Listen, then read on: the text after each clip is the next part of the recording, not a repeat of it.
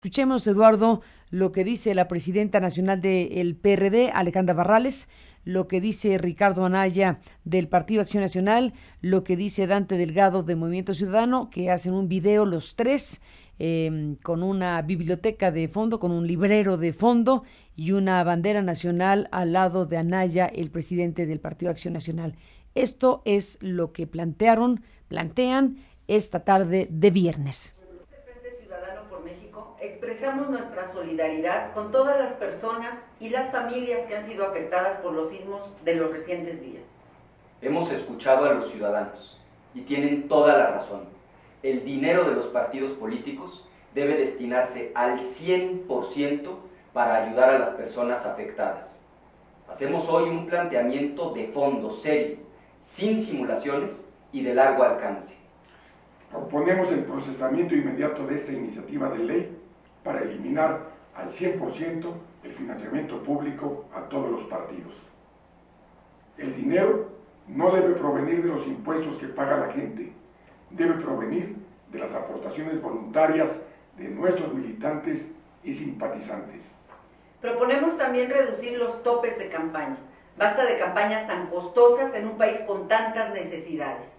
Pero nuestro esfuerzo no será suficiente. Todo este dinero de los partidos políticos es muchísimo menos del 1% del presupuesto del gobierno federal. Por lo tanto, proponemos también reorientar de inmediato el presupuesto para apoyar a los damnificados y a sus familias. Para lograrlo, exigimos un verdadero programa de austeridad, que incluya, entre otras cosas, eliminar todos los seguros de gastos médicos de los altos funcionarios, que como todos los servidores públicos se atiendan en el IMSS o en el ISSSTE, y si quieren ir a un hospital privado, que lo paguen con su dinero, no con el de la gente. Acabar con el derroche de recursos, eliminando viáticos, celulares, gasolina a todos los altos funcionarios. Eliminar todos los gastos de publicidad gubernamental, salvo lo relacionado con salud, turismo y protección civil. Esta es la posición del Frente Ciudadano por México. Muchas gracias por su atención.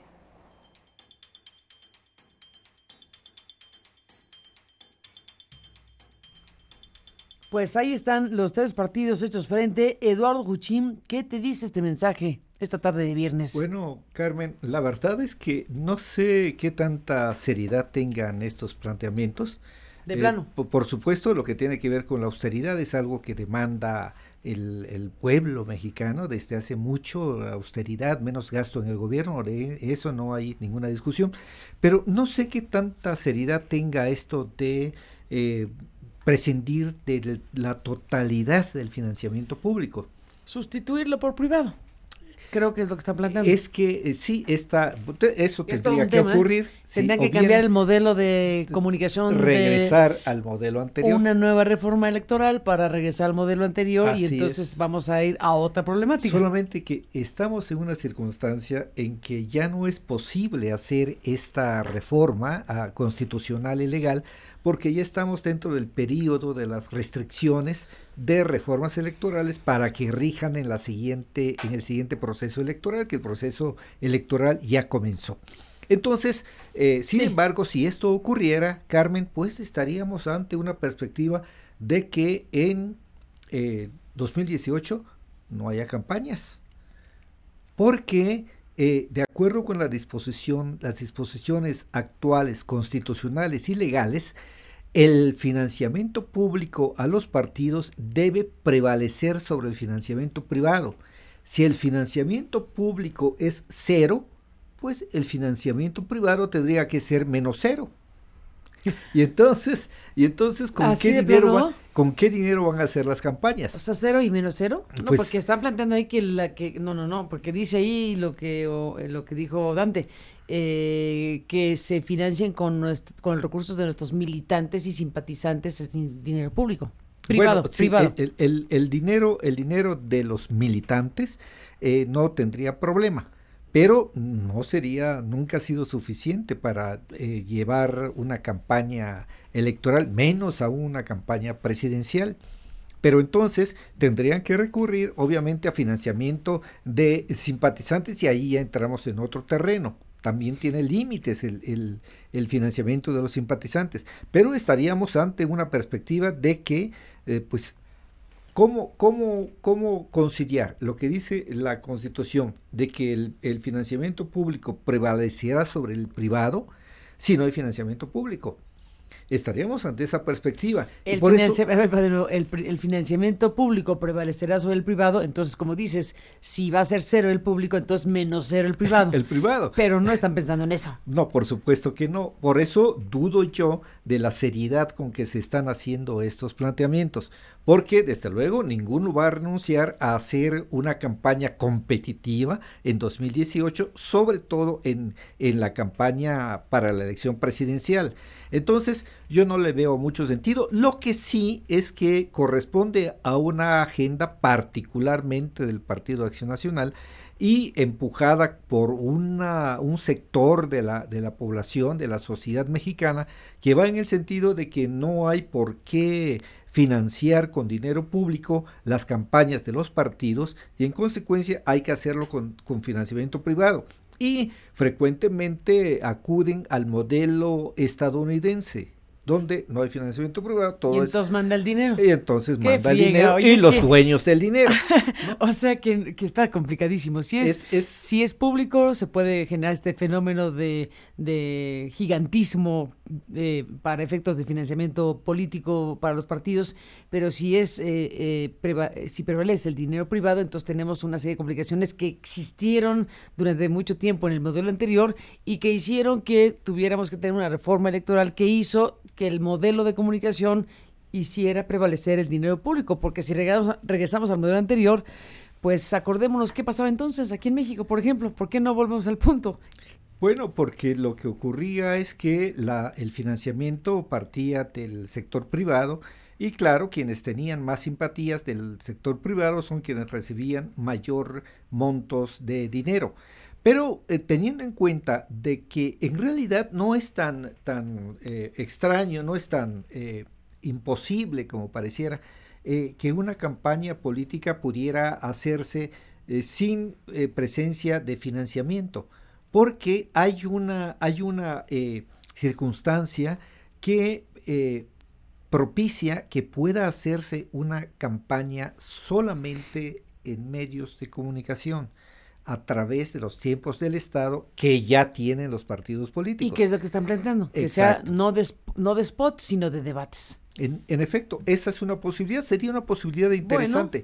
Pero siempre... ¿Y qué dices? ¿Te gusta? Bueno, no me parece de lo mejor, porque hay una circunstancia, el dinero es el problema de la democracia mexicana, es el problema de la política mexicana, porque resulta en la práctica que a pesar de que los partidos políticos tienen un financiamiento tan alto, estamos hablando de casi 7,000 millones de pesos para 2018, a pesar de eso, Carmen, resulta que el dinero no les basta.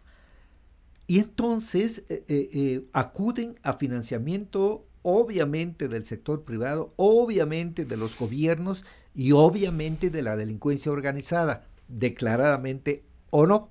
Esto es algo que está presente en la realidad, porque ha habido una distorsión en cuanto al proselitismo relacionado con las campañas electorales, porque lo que hay una competencia más que por proyectos, más que por ideologías, más que por programas de gobierno, propuestas de programas de gobierno, hay una competencia por ver quién le da más al electorado.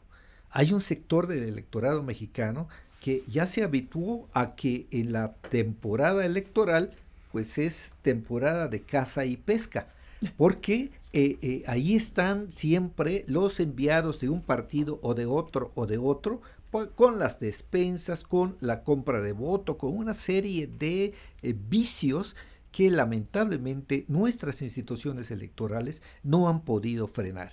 Y en el colmo no solamente ni siquiera frenan, sino que tampoco son capaces de determinar, y estoy hablando del INE, de determinar el gasto real en las campañas. Esto es algo que no se hace y por eso tenemos campañas inequitativas, campañas como las del Estado de México, que es un referente muy cercano, donde se volcó el presupuesto público y los funcionarios públicos en favor de Alfredo del Mazo. Oye, pues ahí hablando de simpatizantes, ¿no? Los simpatizantes de Alfredo del Mazo apoyaron a esa campaña. Apoyaron. Nada más que están en el gobierno. Que están en el Pequeño gobierno. problema. En efecto. Militantes y simpatizantes, ahí están también. Así es. Y entonces es un asunto que, insisto, no sé qué tanta seriedad tenga este planteamiento. Por supuesto que bueno que estén dispuestos a ceder parte de sus recursos para el apoyar a los damnificados y la reconstrucción futura, pero hay que ver qué es lo que va a ocurrir con las campañas políticas. Si están dispuestos a limitarse a los spots en radio y televisión, bueno, porque lo demás, cualquier gasto que hicieran en un meeting, en un conjunto musical, en un equipo de sonido, ya estaría rebasando el financiamiento público inexistente y en consecuencia vulnerando la Constitución. Y tú dices que no da una campaña si solamente salen en la televisión y en la radio en los tiempos oficiales debatiendo las ideas y no contratando... No, creo que sí es posible. Pues yo diría, ¿no? Sería muy interesante. No, bueno, ver una si campaña solamente así. estuviera ahí, imagínate Sí. que no vaya, o sea, que los candidatos y los partidos se quedan, no estoy diciendo que así deba ser, nomás estamos aquí imaginando Claro, cosas, cómo sí. deberían ser las campañas y cuáles son los recursos que tendrían que destinarse precisamente para las campañas, sobre todo si se trata de tener un modelo de equidad, que de eso se trata también.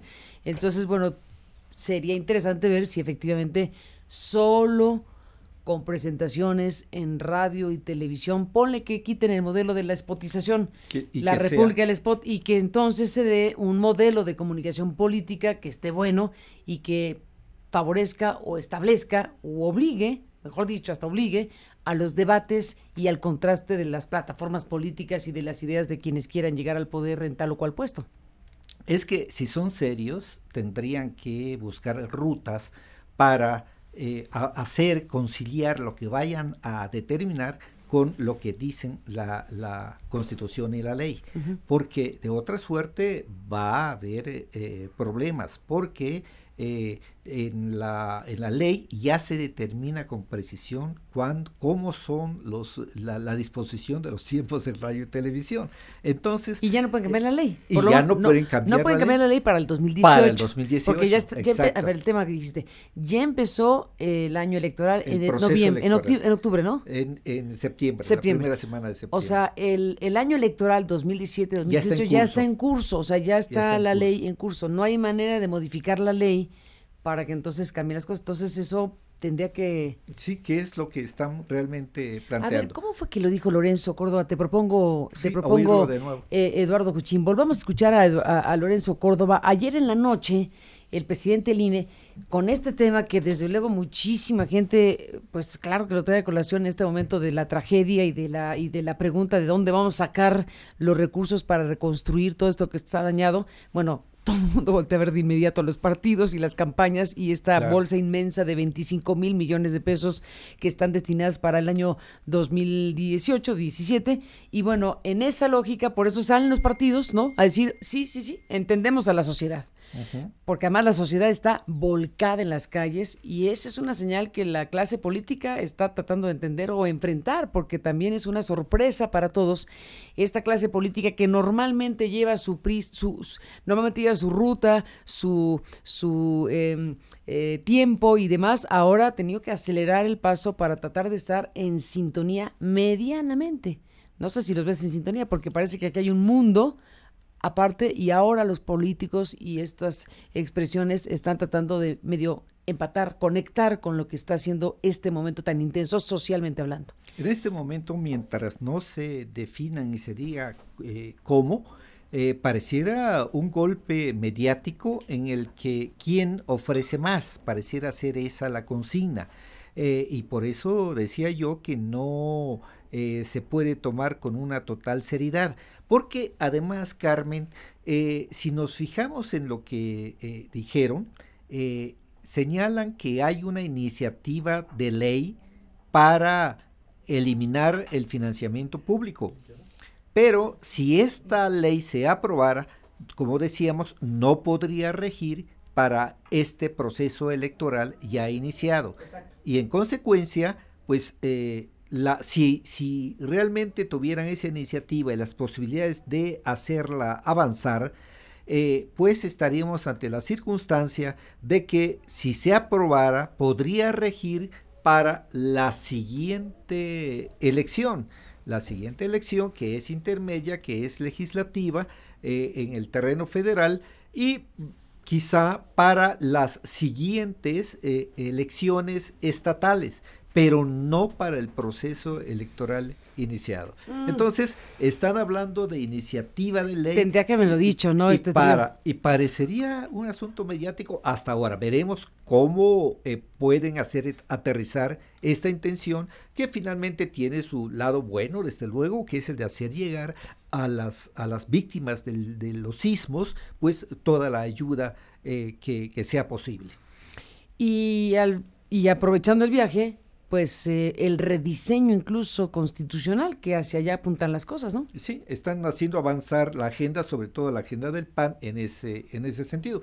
Lo más raro en este caso es que el PRD, tradicionalmente impulsor del financiamiento público, ahora se esté sumando a esta iniciativa, aunque hay quienes opinan que ya del PRD se puede esperar cualquier cosa, pero de todos modos no deja de llamar la atención. Pues habremos de seguirlo muy, muy cuidadosamente este tema, porque efectivamente, si bien el momento da para que una iniciativa que diga 100% eliminamos algo, suena bien.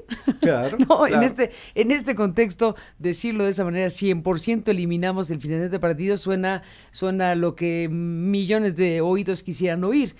Pero creo que tratándose de lo que se trata, hay que serenarse para ver cuál es la mejor manera para resolver esta ecuación. ¿Cuál es la mejor manera para resolver una ecuación en donde ni hablar? Si queremos tener un mínimo de base democrática para que haya sistema de partidos políticos, competencia electoral y que la gente pueda ir a votar y seleccionar o elegir a los gobernantes, bueno, pues se tiene que tener un diseño bien pensado, equilibrado, que no genere fenómenos como los que hoy tenemos de un gigantismo presupuestal, claro, pero que tampoco nos descobije respecto a los riesgos que implica que entonces el financiamiento sea de otra naturaleza y abramos la puerta a otras realidades que tengan que ver con que van a ganar las elecciones quien tenga más dinero de los potentados y entonces tendremos un fenómeno político electoral que a lo mejor después digamos, ¿qué hicimos? Sí, cuidado, hay que pensarlo bien. Creo que estamos en lo esencial diciendo que esta urgencia nacional por los sismos nos obligan a repensar, a rediseñar y a reescribir las cosas y hay que hacerlo muy bien. En efecto, Carmen, el dinero es un problema no resuelto en la política mexicana, en la democracia mexicana, y ciertamente no somos el único país, también es un problema universal, digamos. Bueno, los Estados Unidos también tienen los suyos. En efecto, tremendo problema. Ven nomás quién está en la Casa Blanca. Así es, efectivamente, ese es un ejemplo muy claro de lo que puede hacer el dinero de procedencia privada en política. Pero tengo la impresión de que siendo el dinero en la política mexicana un problema, yo creo que esta tendencia que están haciendo avanzar, pues muy probablemente contribuiría a agravar ese problema más que a resolverlo. ¿Así de plano? Sí, claro, por supuesto. Puesto como está puesto ahí. Puesto como está puesto, a ver, exacto. Eduardo Juchín, ya que estamos en este viernes, en esta transmisión maratónica, en un tema que importa mucho por el contexto en el que estamos, claro. Según tú, ¿cómo debería ser? Tú que eres experto en temas electorales, si estuviera en tu mano decir los ejes principales de cómo debería ser un modelo apropiado para que tengamos competencia política, organización de la pluralidad a través de un sistema de partidos y confiabilidad en el proceso electoral, ¿cómo te gustaría? El financiamiento de los partidos políticos. Yo he venido proponiendo desde hace un buen número de años que manteniendo las fórmulas para calcular el financiamiento público a los partidos políticos, las fórmulas actuales, manteniéndolas, yo decía que una vez que se determinen las bolsas, esas bolsas no se distribuyen al 100%, sino a un porcentaje igual respecto de la última elección federal. Se parece un poco a lo que ha venido impulsando Pedro Kumamoto. Es diferente. porque aquí se trata de que si hay una votación del 60%, por ejemplo, se distribuye el 60%, y ya con eso hay una disminución inmediata al financiamiento en los montos actuales, porque nunca se podría alcanzar el 100%. Entonces, yo diría que esa es una vía para resolver este problema del financiamiento excesivo de los partidos políticos, porque de eso no hay ninguna duda, estamos, creo, todos de acuerdo, incluso los propios dirigentes partidarios. Ya lo están diciendo. Lo están diciendo y están de acuerdo en que ahí hay un exceso, lo cual es evidentemente cierto. Pero hay otro ángulo, Carmen, que también es otro problema irresuelto, que es el de la fiscalización sobre los recursos de los partidos políticos. Mira, un órgano electoral, una comisión y una unidad técnica de fiscalización que determinan el gasto de Alfredo del Mazo en el Estado de México en 159 o 169 millones de pesos, es inverosímil, lo cual indica que no están haciendo bien su trabajo, lo cual indica que a pesar de las herramientas que tienen, de que se les ha dotado, como es el rebasar el secreto fiduciario, bancario y fiscal, pues ¿qué hacen con esas atribuciones? Se dice ahí sotoboche que lo que ocurre es que el INE, la unidad de fiscalización, pide información a los órganos de la Secretaría de Hacienda, y los órganos de la Secretaría de Hacienda pues o lo dan parcialmente o no lo dan, o lo dan extemporáneamente. Pero esto no lo dicen los consejeros. Y entonces el resultado es que teniendo esas fuertes herramientas en la mano, pues no son efectivas porque se atrofian en el camino. ¿Qué me dices del tribunal? Bueno, particularmente sobre ese tema. Yo tengo, Carmen, una gran preocupación por lo que concierne a la Sala Superior, no solo a la Sala Superior, pero bueno, es la cúpula, la Sala Superior del Tribunal Electoral del Poder Judicial de la Federación, porque está mostrando una parcialidad que yo no recuerdo, que mira que la anterior integración de la Sala Superior se las traía, ¿no? Pero lo que está haciendo es que si vemos, sencillamente eliminó, exoneró a la campaña de Alfredo del Mazo de cuanta acusación se le puso enfrente. Pero además está el hecho de que incluso dio un paso adelante con relación a otra elección, la de Coahuila, con Riquelme. Porque, sí. ¿Te acuerdas que dice los gastos de Facebook no se considerarán como gasto de campaña porque no se determinó en qué fecha? Bueno, es que luego atropellan el sentido común y atropellan la lógica, ¿no? Ni modo que hagan propaganda cuando no están cercanas a las elecciones, ¿no?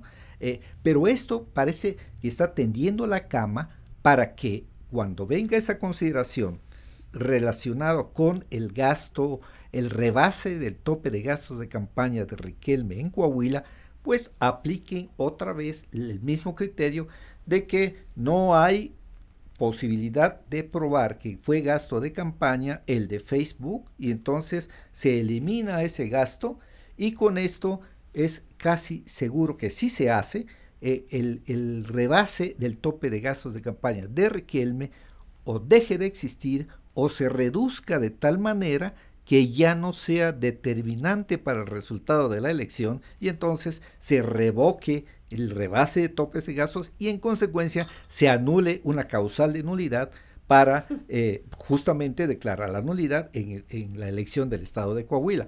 Eso es lo que parece estar preparando el tribunal. Por supuesto, ojalá me equivoque, ¿verdad? Ojalá que no sea así, porque sería un escándalo que después de tantos ires y venires resulte que el señor Riquelme siempre será gobernador de Coahuila, ¿no? Pues ahí está el tema Coahuila después de lo que pasó en México. Sí. Por eso es tan preocupante el Tribunal Electoral, porque digamos nos preanuncia lo que puede hacer, lo que va a hacer en las campañas de 2018. Es un elemento muy preocupante. Estas campañas que, bueno, ya estarán ahí en curso. El 8 de septiembre fue la fecha en que se inició el proceso electoral 2018. Nos deja aquí Isaías el dato preciso. Y, bueno, pues por esa razón no se puede modificar la ley electoral en este momento, precisamente porque ya está el proceso echado a andar. En curso. Veremos en qué termina esta historia. Muchísimas gracias, Eduardo Juchim. No nos despedimos. Encantado, Carmen. Gracias, Eduardo Juchim. Hacemos una breve pausa. Regresamos, tenemos más cosas. Estamos siguiendo de cerca esta serie de informaciones que están relacionadas con el momento de emergencia que vive nuestro país, esta zona del país particularmente, y bueno, pues tenemos elementos de información, ahora los compartimos con usted de regreso.